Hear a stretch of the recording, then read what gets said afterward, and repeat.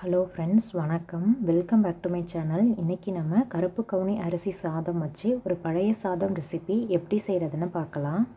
இந்த ரெசிபி செய்கிறதுக்கு நான் கருப்பு கவுனி அரிசி சாதம் வேக வச்சு எடுத்து வச்சுருக்கேன். அதில் மீதமுள்ள சாதத்தை எடுத்துக்கலாம். நம்ம அது மூழ்கிற அளவுக்கு நம்ம தண்ணி சேர்த்துக்கலாம். எல்லாத்தையும் ஒரு தடவை நல்லா கலந்து விட்டுறலாம். இதை அப்படியே மூடி ஒரு நைட் ஃபுல்லாக விட்டுறலாம். இப்போ நம்ம மறுநாள் காலையில் ஓப்பன் பண்ணி பார்க்கலாம். இப்போ நமக்கு கருப்பு கவுனி அரிசி பழைய சாதம் ரெடி ஆகிடுச்சு. இப்போ இந்த பழைய சாதத்தை நம்ம அந்த தண்ணியோட ஒரு பவுலில் ட்ரான்ஸ்ஃபர் பண்ணி எடுத்து வச்சுக்கலாம். அந்த கருப்பு கவுனி அரிசி பழைய சாத தண்ணி இருந்துச்சுல, அதையும் நம்ம இது கூட சேர்த்துக்கலாம். இப்போ இது கூட நான் ஒரு 7 சின்ன வெங்காயம் எடுத்துகிட்டு அதை பொடியாக நறுக்கி சேர்த்துருக்கேன். ஒரு பச்சை மிளகாயை பொடியாக நறுக்கி சேர்த்துக்கலாம்.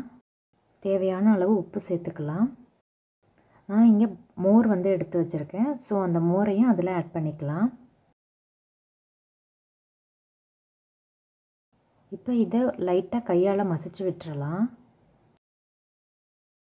இப்போ கருப்பு கவுனி அரிசி பழைய சாதம் ரெடி ஆயிடுச்சு. இதை நம்ம துவையல், ஊறுகாய், வடகம் இது கூட சர்வ் பண்ணலாம்.